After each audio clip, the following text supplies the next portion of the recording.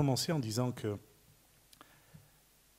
qu'il est bon, c'est vrai, comme notre frère disait, Alain, concernant les couples, eh bien, de fonder nos foyers eh bien, dans la présence de notre Seigneur, et que ce soit lui qui conduise, on va dire, nos unions. Et depuis tout jeune, alors j'ai grandi également dans un foyer croyant, évangélique, une famille de 9 enfants, et tout jeune, je faisais cette prière à l'âge d'adolescence: Seigneur, je veux une femme qui te connaisse, je veux une femme qui t'aime. Voilà. Alors, régulièrement, je demandais au Seigneur, et comme je savais qu'il entendait mes prières, alors j'étais confiant. Et puis un jour, eh bien, Dieu m'a présenté Bégonia, et voilà, elle est devenue mon épouse. J'ai donné ma vie au Seigneur, j'avais 18 ans, c'était à l'armée. Je n'ai pas eu une vie très facile, une enfance assez turbulente. Donc, au sein de la famille, mon père avait du fil à retordre avec moi. Et c'est à l'armée que je l'ai rencontré. Voilà, donc un peu de manière un peu particulière, au travers d'un rêve. Et dans ce rêve, eh bien, le Seigneur venait chercher son Église. Et je ne faisais pas partie de ceux qui venaient chercher. Et voilà, donc j'ai subi, on va dire, dans ce rêve, eh bien, l'enlèvement et puis tout cet après, ce remords irréversible. C'est trop tard, c'est trop tard. Et donc, dans ce rêve, je tombe du lit, je me réveille, je cours à la fenêtre et je me rends compte que ce n'était qu'un rêve.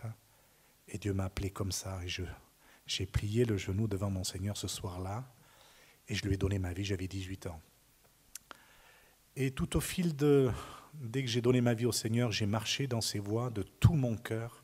Je l'aimais de tout mon cœur et je le servais.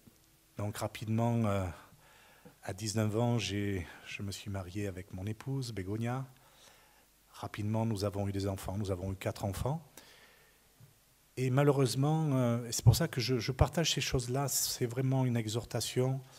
Ce n'est pas toujours évident, même quand on marche dans les voies du Seigneur, eh bien de marcher de manière intégrée. Et malheureusement, eh bien, moi, j'ai fini par tomber dans un état de religiosité. Et je connaissais la parole, je connaissais ce qu'il fallait faire et pas faire. Mais quelque part, j'étais tellement attiré par quelque part ce que j'avais délaissé auparavant. Et petit à petit, eh bien, je suis revenu à ce que j'avais lâché. Et c'est atroce. Et c'est là que mon épouse a eu un rôle très, très important. Elle a intercédé de manière isolée. Pas beaucoup savaient qui j'étais réellement. Elle savait. Mes enfants savaient. Et alors que j'avais des responsabilités dans la communauté où je me trouvais, eh bien, à un moment donné, j'en ai eu assez. J'ai dit, Seigneur, j'ai fini ce temps d'être cet homme aux 2 visages. Je veux vraiment que tu interviennes dans ma vie. Alors, notre sœur Lisette disait tout à l'heure, voilà, que bien souvent, il y a des héritages. Je ne connaissais pas ça. Je ne savais pas qu'il pouvait y avoir. Pour moi, eh bien, j'avais donné ma vie au Seigneur. Et les choses passées les choses anciennes étaient passées et toute chose était devenue nouvelle. Sauf que ce passé m'a rattrapé. Et toutes ces choses, on va dire, qui étaient là, comme ça, en sommeil, l'ennemi s'en est servi pour pourrir ma vie. Et là, avec l'intercession eh bien, de mon épouse, eh bien, un jour, eh bien, Dieu a permis que je rencontre des personnes qui ont pu m'aider dans cette démarche de relation d'aide, où j'ai pu déposer eh bien, toutes ces choses, on va dire, qui étaient là en sommeil. Et c'est incroyable, parce que ça a pratiquement été instantané, comme si j'avais un poids qu'on ôtait de mes épaules, et là je devenais tout léger. Et une vie nouvelle a commencé avec mon Seigneur, et c'était extraordinaire. Et je suis vraiment rentré dans une intimité particulière avec mon Seigneur, parce que, alors avant, comprenez, ce n'était pas évident, parce que je savais qu'à un moment donné, quand j'avais ces moments particuliers avec mon Seigneur, c'était extraordinaire. Mais quand je revenais à ce que j'avais vomi, c'était atroce. Mais là, ce poids était enlevé. Et là, je me suis replongé dans les bras de mon Seigneur, dans cette intimité merveilleuse. Et là, j'ai commencé à découvrir une plénitude avec mon Seigneur. Et ça, c'est extraordinaire. Et c'est ce que je veux partager avec vous. Et en fait, au travers de cette plénitude, le Seigneur a corrigé toute ma vie. Dans le monde du travail, j'étais dans le monde des affaires. Il n'y avait plus rien qui passait. Le Seigneur m'a mené sur un chemin de la pureté et la sainteté. Et plus je m'approchais de son cœur, et plus il me remplissait de sa présence, et c'était merveilleux. Et puis cette intensité a grimpé, grandi, jusqu'au jour où j'ai senti qu'il était vraiment à la porte. Alors je pensais, c'est peut-être que, Seigneur, tu vas me prendre demain, alors je me prépare. C'est peut-être cet instant, alors voilà, je ne sais pas quand est-ce que tu vas me prendre. Et là, au sein de la famille, j'ai commencé à prier d'une certaine manière en disant, bien, Seigneur, à très bientôt de te voir face à face. Alors au moment du repas, chaque fois qu'on avait l'occasion de se trouver ou avec les amis ou en famille, Seigneur, à très bientôt de te voir face à face. Et c'était trop bon. Vraiment, on me disait, alors il y avait beaucoup d'inquiétude autour de moi, pas mon épouse, mais mes enfants, ils allaient voir leur maman en disant, mais qu'est-ce qu'il a, papa? Il est malheureux, il veut nous quitter, qu'est-ce qui se passe? Alors moi, des fois, j'entendais la conversation, j'allais les voir, je me disais, mais non, les enfants, c'est une promesse que notre Seigneur nous a faite. Un jour, nous le verrons face à face. Alors je me prépare, et nous devons nous préparer. Bon. Et puis comme ça a duré, cette prière-là, ça dure encore, mais pendant 3 mois jusqu'à un certain événement, Seigneur, à très bientôt de te voir face à face. Et puis un dimanche soir, mon épouse, à un moment donné, me dit, écoute, il faut qu'on parle tous les deux. Alors voilà, donc les enfants sont fatigués de t'entendre prier toujours de la même manière. Moi, je suis un peu inquiète, et puis je sais pas, elle me dit, je ressens que le Seigneur va te reprendre, alors on va parler des choses pratiques de après. Alors voilà, donc on commence à parler. Alors bon, voilà, je ne suis pas une femme d'affaires, alors on vend tous nos biens, je distribue aux enfants, etc., tout ça. Bon, donc je suis à l'écoute de toutes ces choses-là. Et je lui dis, mais t'inquiète pas, ma chérie, si c'est le cas, le Seigneur te dira exactement ce que tu auras à faire. Et là, elle continue, elle me dit, mais par contre, je voudrais te poser une question. Est-ce que tu es sûr d'avoir rempli la mission pour laquelle le Seigneur t'a mis sur cette terre? Alors je lui dis, écoute, tu sais, ça fait 7 ans qu'on attend que le Seigneur nous utilise. Le Seigneur nous a bénis, voilà, il nous a donné de quoi vivre, voilà, donc aisément. C'était une prière, le Seigneur a répondu à cette prière, et donc il a permis que nous devenions autonomes financièrement et j'avais fait cette prière, Seigneur, pour que cette autonomie me permette de mettre à profit, on va dire, ce temps libre. Et ça fait 7 ans, il n'y a rien. Alors, et je continue, je dis, tu sais, Dieu est Dieu, il fait ce qu'il veut, comme il veut, avec qui il veut, et il n'a pas besoin de nous, les hommes, pour faire ce qu'il a à faire. Cependant, et je rajoute, s'il veut m'utiliser, ce sera avec plaisir. J'irai en courant dans cette mission qu'il me confiera. Bon, donc on termine la conversation, et 3 jours après, alors que nous sommes sur un chantier avec mes 2 garçons, voilà, j'ai eu un accident. Et dans cet accident, je suis confronté à 56 piqûres de frelons d'Asie. Alors, je ne sais pas si dans votre région, vous connaissez ces bestioles-là. C'est très douloureux.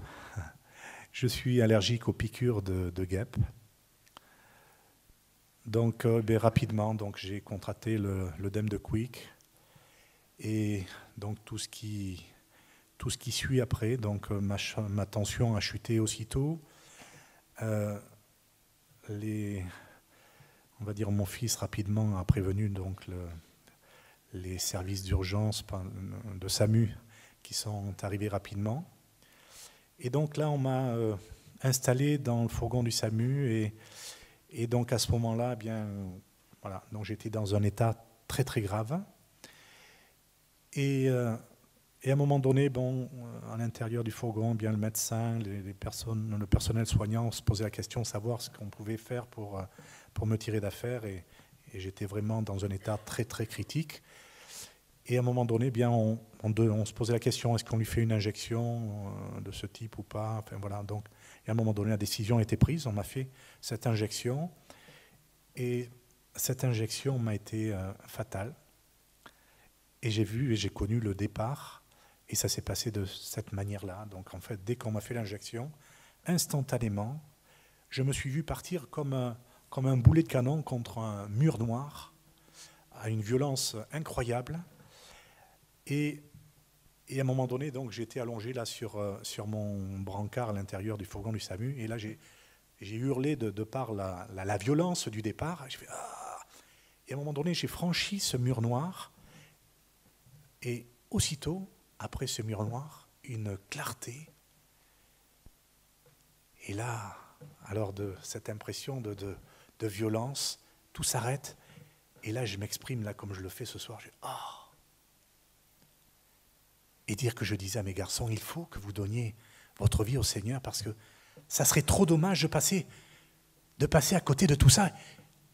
Et moi, j'y suis. Et là, je me mets à parler en langue, à réciter le psaume 23, et c'est extraordinaire. Et là, je vis un tel bien-être, mes amis. C'est trop bon. Et là, je suis comme dans un énorme cône lumineux. Et là, je commence à me déplacer dans cette ambiance lumineuse, là, comme dans la pesanteur. Et dans cette ambiance, je sens une présence qui me remplit, qui remplit tout cet endroit. Et cette présence me fait du bien, c'est trop bon, c'est vraiment, c'est un bien-être. J'ai du mal à expliquer le bien-être, c'est vraiment extraordinairement bon. Et là, pendant que je me déplace, on va dire, dans cette ambiance, plus je me déplace et plus je sens cette présence de plus en plus près, de plus en plus palpable. Et à un moment donné, je me stabilise et j'entends cette présence qui communique avec moi, qui me dit, bon, tu voulais connaître quelle était ta mission? Eh bien voilà, tu vas revenir et préviens mon peuple que je reviens très très bientôt. Sonne de la trompette et préviens mon peuple que je reviens très très bientôt. Tous ceux qui se sont éloignés, qu'ils reviennent. Purifiez-vous, sanctifiez-vous, parce que je reviens très très bientôt. Alors je suis surpris de ce que j'entends. Je dis, mais Seigneur, prévenir ton peuple que tu reviens très très bientôt?